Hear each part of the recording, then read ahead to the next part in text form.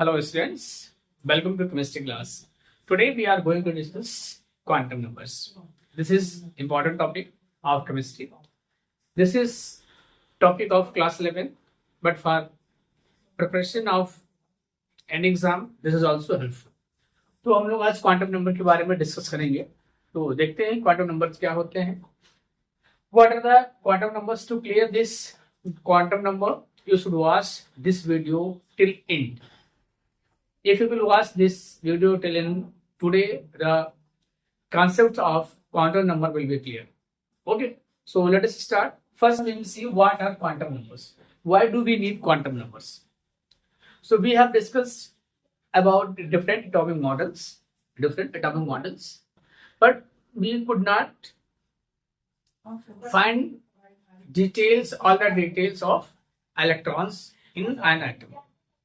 But with the help of quantum number हम लोग quantum number के हेल्प से क्या कर सकते हैं, किसी भी इलेक्ट्रॉन के बारे में डिटेल जान सकते हैं. हम लोगों ने देखा है कि क्वांटम नंबर जो होते हैं वो हमें क्या बताते हैं, किस एनर्जी लेवल में है, किस सबसेल में है, किस ऑर्बिटल में है और उस इलेक्ट्रॉन का ओरिएंटेशन क्या है.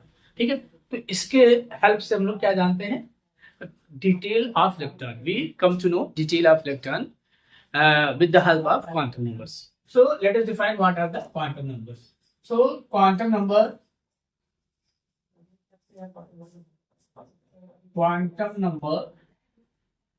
help us to find details of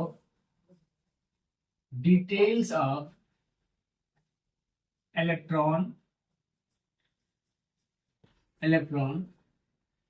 in an atom.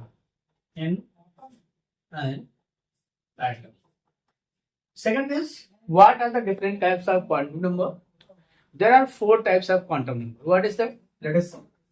क्या है different quantum numbers? First है principal quantum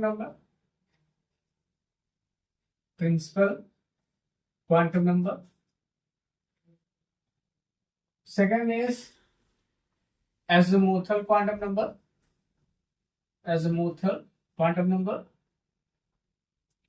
Third is magnetic quantum number.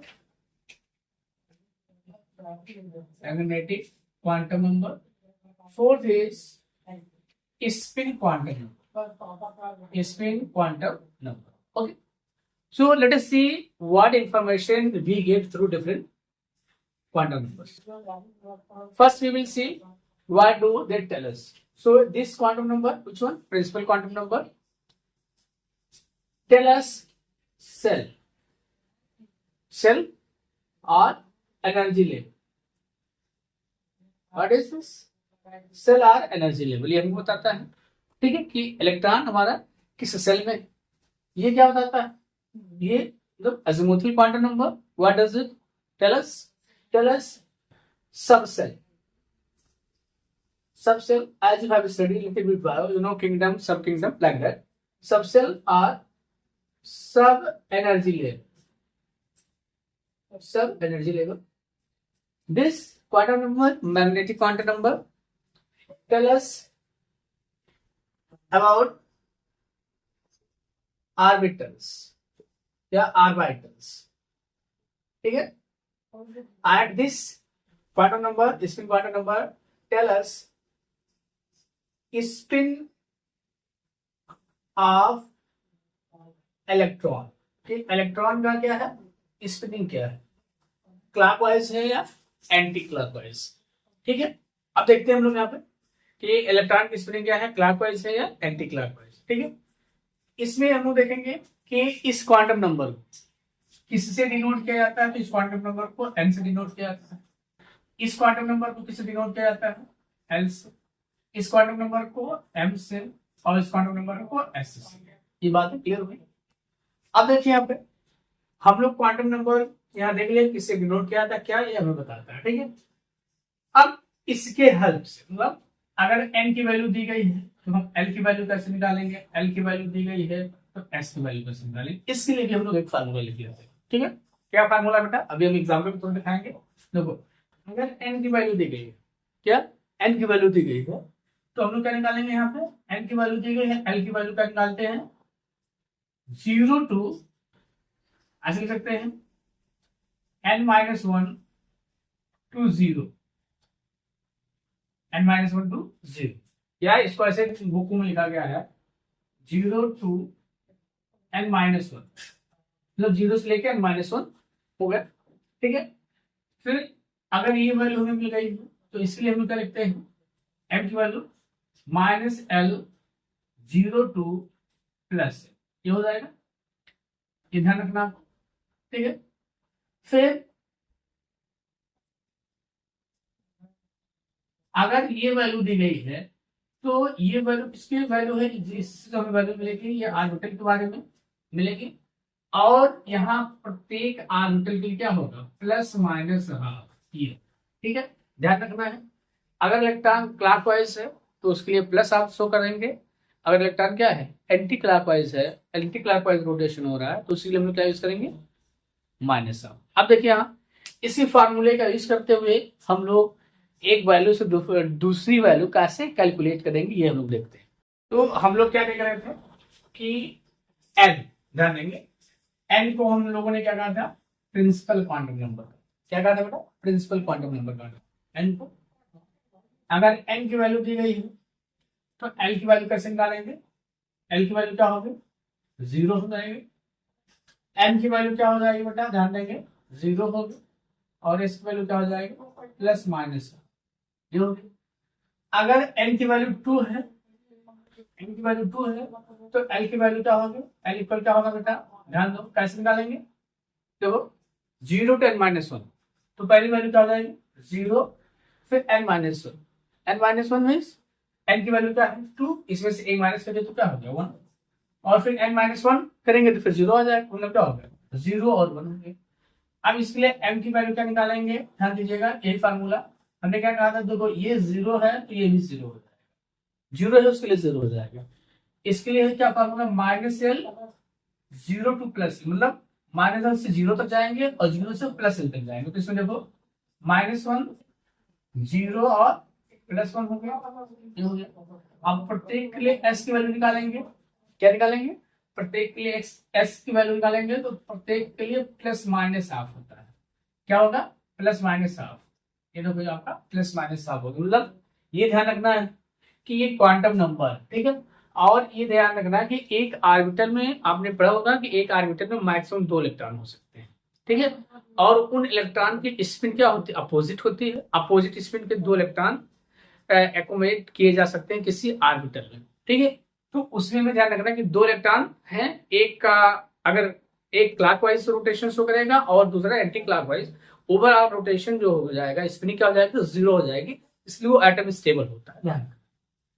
अब देखिए यहाँ पे ये हमने देख लिया, फिर अगर n इक्वल क्या बेटा, n इक्वल 3 हो, क्या हो, n इक्वल 3 हो, ये देखो फर्स्ट सेकेंड और थर्ड, ध्यान देंगे थर्ड है, n इक्वल 3 है तो n इक्वल क्या होगा, देखो 0 1 और 2, कैसे निकाले हैं, n की वैल्यू क्या है 3 है तो क्या करेंगे n-1 करेंगे, देखो यहाँ पे क्या है 0 टू n-1, तो 0 हो गया, पहली वैल्यू 0 होगी, फिर 3 - 2 सॉरी 3 - 1 2 और 2 - 1 1, तो ये क्या आ गया, देखो ये आ गया, यहाँ मिल गया ये, ठीक है। अब देखो यहाँ पे इसके लिए m की वैल्यू क्या होगी, देखो इसके लिए m की वैल्यू क्या होगी 0 होगा, और क्या होगा -1 0 और +1, ये आपको बताया गया कहां से, देखो -l to 0 to +l, -l से 0 तक जाएंगे, जैसे ऐसे मान लीजिए -2 से +2 तक, मतलब क्या होगा -2 -1 फिर 0 फिर +2, ठीक है, ये चीज आपको ध्यान रखना है, तो इसको आपको ध्यान रखना, -l 0 टू +l, इसके लिए क्या हो जाएगा, इसके लिए वैल्यू हो गई, इसके लिए क्या होगा -2 -1 0 +1 है +2, ध्यान रखना है, ये कितनी वैल्यू हो गई। अब इसके लिए क्या हो जाएगा, s की वैल्यू का प्रत्येक ऑर्बिटल के लिए ±, प्रत्येक के लिए ±, प्रत्येक के लिए ±, देखो यहाँ ये ±½ हो सकता है, ठीक है, तो ये चीज आपको यहाँ पे ध्यान रखना। So what we will see here, now we will calculate n equal 4 L value, M value और एस वैल्यू, ध्यान रखना। ये आपको इसको कैलकुलेट करना है। नेक्स्ट के लिए सो लेट अस कैलकुलेट। अगर बेटा एन इक्वल क्या हो, 4 हो, तो एल की वैल्यू क्या आएगी, आपको भी फार्मूला बताया गया है। क्या होगा, 0 1 2 3। कौन सा फार्मूला यूज किया है, देखो यहाँ पे ध्यान देंगे आप। एन से एल निकालने की क्या यूज करते हैं, 0 to n-1, ये फार्मूला यूज करेंगे। तो वैल्यू क्या होगी, 0 फिर होगी, फिर 4 - 1 3, फिर 3 - 1 2 एंड 2 - 1 1। तो क्या होगा, 0 1 2 3। ये वैल्यू आप निकाल लीजिए, फिर इनके असेंडिंग ऑर्डर में अरेंज कर दीजिए। ठीक है, तो देखो यहाँ पे m की वैल्यू निकालना है, m। तो इसके लिए क्या हो जाएगा, ध्यान देना। देखो यहाँ पे ये क्या हो जाएगा, 0 के लिए 0 होगा। इसके लिए कितना अभी निकालेंगे आप, इसके लिए क्या फार्मूला है, L से अगर m निकाल रहे हैं हम लोग, क्या है, -L 0 to +L। ये ध्यान रखना आप इसके लिए। तो -0 0 +0 0 आएगा, -1 0 +1 ये हो गया। इसके लिए -2 -1 0 +1 एंड +2 हो गया। ठीक है, इसके लिए अगर हम निकालते हैं, ध्यान देना, इसके लिए निकालते हैं 3 के लिए, तो क्या जाएगा, -3 -2 -1 0 +1 +2 एंड +3। ये चीज आपको ध्यान रखना। अब प्रत्येक के लिए एस की वैल्यू क्या हो जाएगी, प्रत्येक के लिए ±½ हो जाएगी। ये चीज आपको ध्यान रखना। यहाँ आप इस वैल्यू को लेकर नहीं कंफ्यूज होंगे। प्रत्येक ऑर्बिटल में इस orbital can accommodate maximum 2 electrons of opposite spin. तो एक का अगर पॉजिटिव होगा तो दूसरे क्या, सॉरी, एक का अगर पॉजिटिव साइन के साथ रिप्रेजेंट करेंगे तो दूसरे को नेगेटिव। और स्पिनिंग जो है यहाँ पे हम लोग +½ और -½ से दिखाएंगे। अगर क्लॉकवाइज स्पिनिंग है तो +½, अगर एंटी क्लॉकवाइज है तो -½ दिखाएंगे। ठीक है, ये हो गया। अब देखिए अगर n = 5 हो बेटा, चलो n = 5 है, इसको आप लोग कर लीजिएगा, वैल्यू निकालिएगा। और अगर n = 6 है तो इसके लिए भी वैल्यू आप निकालिएगा, L M और इसकी वैल्यू निकालिएगा। ठीक है, तो ये आपको ऐसा होमवर्क है, जिनको भी नहीं आएगा वो कमेंट कर देंगे, हम आपको फिर हेल्प कर देंगे बनाने के लिए। ठीक है, या आप कैसे इसको कैलकुलेट करेंगे। अब यहाँ से कुछ चीजें हम लोग कैलकुलेट कर सकते हैं, ध्यान देना आपको। यहाँ पे हम लोग इस क्वांटम नंबर से हमें फायदा क्या है, देखो अगर हम देखें number of electrons in orbit or shell, इसको कैलकुलेट कर सकते हैं in orbit. Number 2, number of subshell calculate कर सकते हैं उस ऑर्बिट में। नंबर 10, नंबर ऑफ ऑर्बिटल्स, क्या कैलकुलेट करेंगे, number of orbitals in that orbit. ठीक है, और number of orbitals in that orbit. ये कुछ चीजें हैं जिसको हम लोग क्वांटम नंबर के हेल्प से कैलकुलेट कर सकते हैं। ये चीज ध्यान रखना है कि number of electron in orbit, number of subshell in that orbit, या सेल से ऑर्बिट कह दीजिए या सेल कह दीजिए, ये हो जाएगा। और number of orbitals in that orbit या सेल में, इसको हम लोग कैलकुलेट कर सकते हैं। तो बस आज इतना ही, फिर नेक्स्ट डे में आप लोगों के साथ नेक्स्ट वीडियो पे बनाने की कोशिश करूंगा।